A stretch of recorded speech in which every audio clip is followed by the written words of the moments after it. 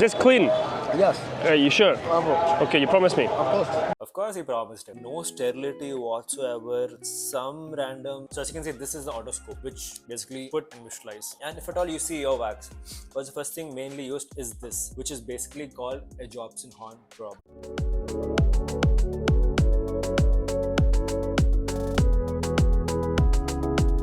Hey everybody, this is Dr. Bob here and welcome on to another video. I'm an ENT surgeon based in India and today we'll be watching some crazy earwax removal. So grab your Q-tips and let's get into it.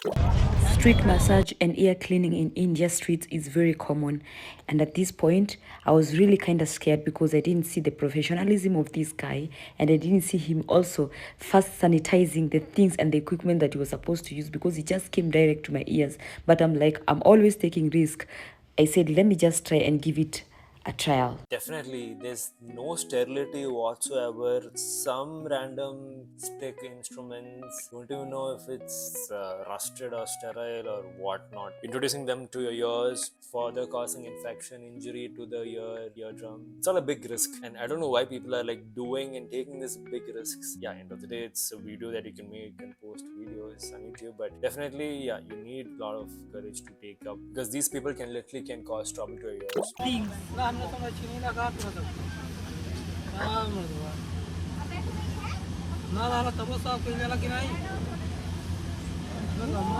Just watch it faster. He said, show me, I hope you not add more money. I didn't ask for the price. Ew, he's just putting those things in his hand. Whatever he's collecting, I think he's just putting on his hands. Like, seriously. And no sanitizer? He didn't put sanitizer. Okay. Yeah. Okay, that's something like yes. Oh, okay. You see, guys, this is oil is going in my ear. Oh, come on.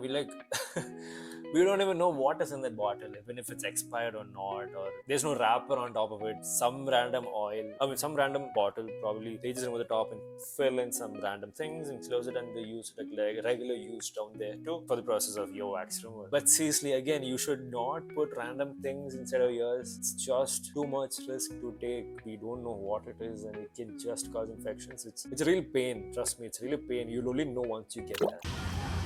Oh, what's this? Okay. Something comes up and she's like, what is this? उसका गंदा दिखा दिए.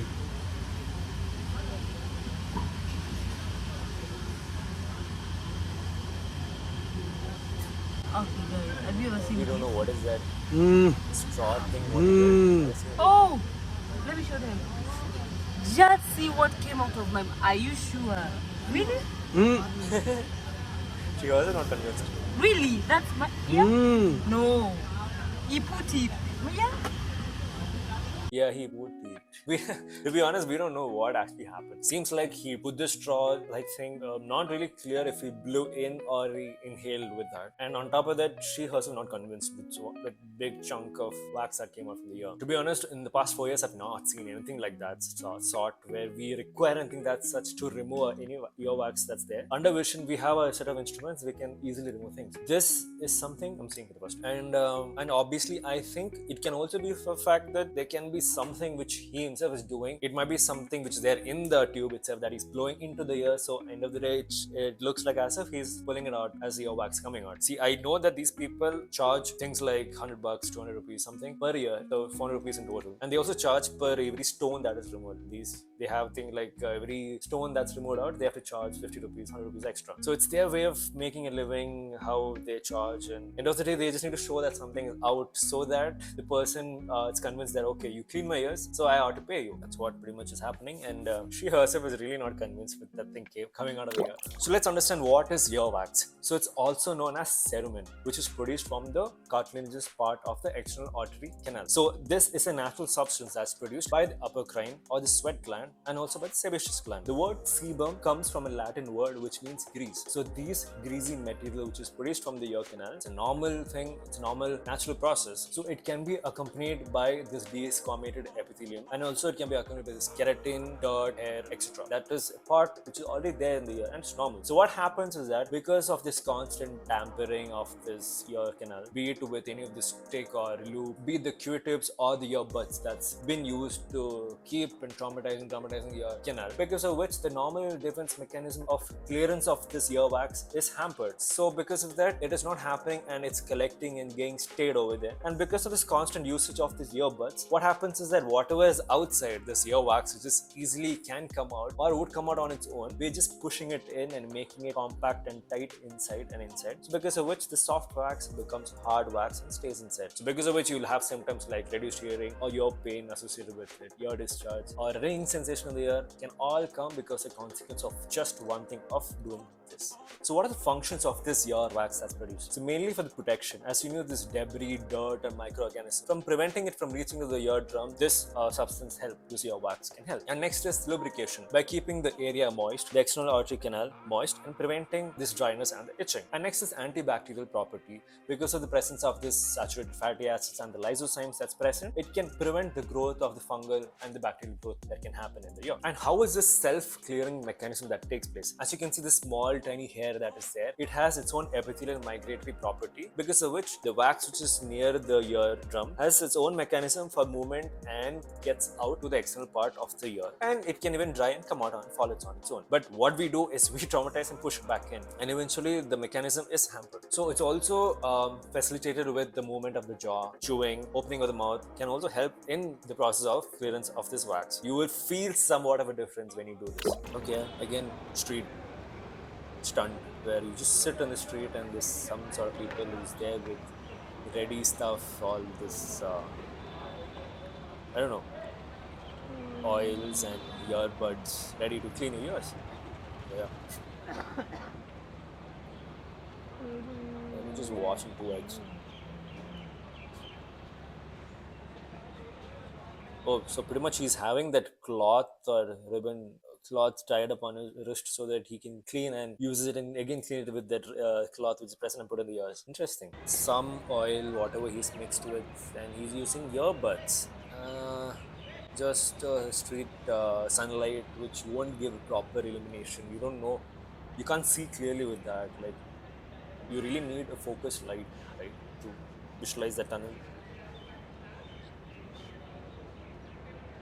Yep, it's just gonna go on. As he's just putting it and rubbing, and I really don't know how it's gonna remove the earwax. See, I don't see him pulling out any earwax. It's just that he's putting in and he's just rubbing it back to the cloth. I don't see any benefit, but see, he's just rubbing onto the cloth, and I don't see any earwax or anything coming out. And it's just rotatory motion, blindly putting it in, just rotating, and yeah.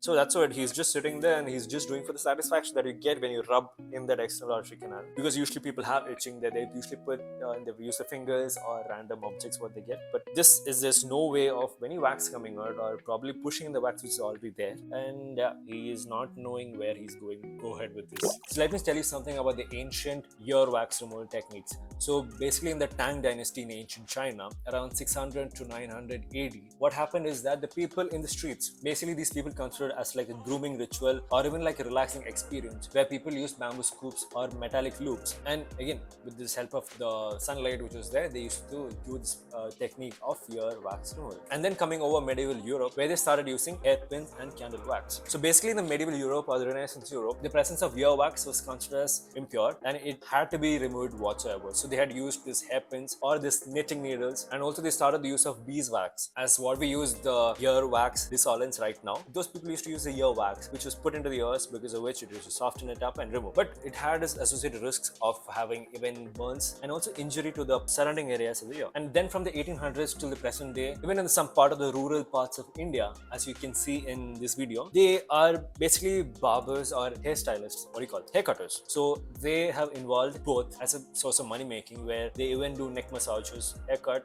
along with that ear cleaning. So they would use probably like a matchstick wrapped with cloth, or it can also be be use of herbal oils. It can be mustard oil, olive oil, coconut oil that was used instead of the bottled solutions what we use in the current day. And then comes ear candling. This was mainly incorporated from the ancient Egypt, where the presence of candle was kept lit, because of which a vacuum or a suction effect was created within the ear canal, causing it to release and loosen up the wax which is present. But clinical science later proved that it's highly risky and even causing burns to the sides of the ear, putting presence of the heat and the fire which is present near the ear, so because of which the idea was scrapped. It's really funny for the fact that these practices still continue in some parts of the world, even though there is clear medical warnings.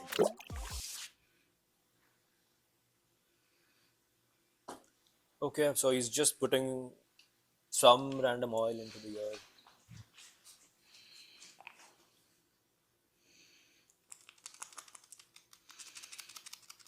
Okay, so basically, see, it's a situation where you just put random oils somewhere in this place where they don't know anything regarding the risk associated with it. Like suppose this guy has perforation, which we call as like the hole, the presence of hole in the tympanic membrane. If there's a hole, poor guy won't even know that it's there. This guy is putting oil. That oil will go from the ear or will go to the middle ear. From the middle ear, if there's an infection caused because of this oil or impurities from it, that infection from middle ear can go to the inner ear. From inner ear, it can go to the brain. Chain of events that can happen, lead to cholesteatoma malformation. All those unnecessary things can happen just because of not taking care or being negligent in this.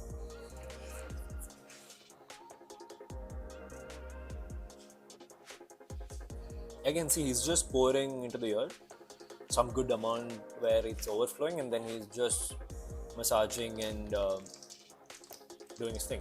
Technically, we do tell to massage like that over the tragus, which is a part of the ear, and press behind, so that whichever eardrops or what we tell, when it's required to be put, it helps in softening the wax. So that technique is good, but not in a situation where you can't directly tell anyone to put it, right? As I said, if there's a small hole in the eardrum, we never know. It's just whatever put goes inside. So we don't want that to happen. Why is he biting his lower lip to do this? God forbid that guy who's sitting there shouldn't open his eyes and look. Basically, the guy who's doing the massage is also enjoying. The guy who's getting also is in heaven.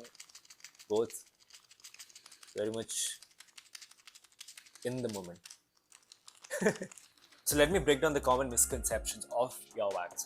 Myth number 1, you should always clean your ears. Nope, you should not clean your ears. As I already told you, it has its own ear cleaning mechanism. So let it do its job, don't fiddle with it. Number 2, cotton swabs are safe. Nope, definitely no. It's a big no from my side and you should stop using it right away. As I told you, whatever is outside the earwax, it just gets pushed inside and gets hard and just makes my job more difficult to remove it in the end. Third is ear candles work. No, definitely ear candles don't work, and please don't start with putting fire in your face or ears. Don't even think of that, for God's sake. How much for the ear cleaning? How much? 50 rupees 1 year. Okay. Okay. Only 100 rupees. I don't want to be sore though. No, no pain. Okay. No pain. Okay. 1 minute. Is it clean? Clean. Okay, yeah. 1 minute. Where are you going? Only try. Only try. Okay. Okay. Oh, good. Is it bad? Yeah. Oh my God. Is it really bad? Is this clean? Yes. Are you sure? Bravo. Okay. You promised me. Of course. Of course he promised him. How can it be clean? He just took it out of nowhere. It's not sterilized, not used at least an antiseptic lotion or something to clean it. I don't see any hygiene in these practices. So what instruments do the ENT surgeons use, or even the audiologists use for this ear wax removal? So as you can see, this is the otoscope, which basically put and visualize. Directly insert to the ear and visualize. So with this, we can get a clear visualization of the eardrum, ear canal, whatever is there. And if at all you see ear wax, the first thing mainly used is this, which is basically called a Jobson horn probe, JH probe. With this probe, the end which is curved a bit, with that we can, like a hook, like a loop, we can pull out whichever wax is there. And also the other end, which is a probe, if at all required, we can use to mobilize whichever part of the wax, dry wax is there. And this, my friends, is vectors. With this help any foreign body that is there. Also ear wax, a curved, broader ended part, which is again friendly to the skin, so that it won't injure the canal, which we really are careful about. With that, we can remove whatever foreign body is there. And this is the teleforceps, pretty big. Not always required for the ear procedures, but if at all it's a big wax, you really need to pull out something, you can use. Otherwise, it's more or less used for nasal procedures. And the next thing what we use is an oral speculum. As you can see this, because of the presence of hair that is present, it can be difficult to visualize the end of the canal. So we insert this, it stays, and because of which we can see. And a micro instrument, this is called crocodile. As you can see, it's a micro instrument like a crocodile. It goes in, catches on, hooks on or something, pull out. Similarly, a cup forceps, something like this, goes in, catches, pulls out, remove all the wax. And this is our source of illumination that we use. Put this and turn on the light and we can see. That's it. Because we want direct illumination into the canal. And the olden days, now people use sunlight, but trust me, this is much better and you get a clear vision and you're not doing it blind. So as you can see, one YouTube search is showing so many videos out there, so many people having their experiences shared with this earwax removal. And as you can see, it just goes on and on. It's the same thing. People blind procedure where they're just putting it some rod or stick or a loop, whatever they're putting it, and just cleaning at the ears. It's their way of making money, but at the end of the day, it's a risk what the people have to go through. If they don't do it right, it's just unnecessary pain, and instead of antibiotics you have to take and medications and trouble you need to get rid of it. So what are the risks of doing this on the streets by these unprofessional people? First thing being infections. As I said, we don't know what and how clean these instruments are. If it can hit somewhere, that can just lead to an infection and start off the long ending process of having an acute otitis media, chronic otitis media, again continuing. Next being injury to the eardrum. Perforation whatsoever can cause to the eardrum, can lead to hearing loss. Next, incomplete removal. As you can see, they are removing without basic lightings or basic equipments. So it can be incomplete removal of earwax, because of which again there will be remnant left over, which is there again, still there in the ear. So that's all for today, my friends. I hope you guys liked it. So next time you feel tempted to stick something in your ears, remember this video and always trust your ears to trained hands. I hope you guys like this video, and don't forget to share this with your friends who don't really know much about earwax and are always into doing this. So as always, take care, stay safe. This is Dr. Bob signing out with clean ears and clear senses.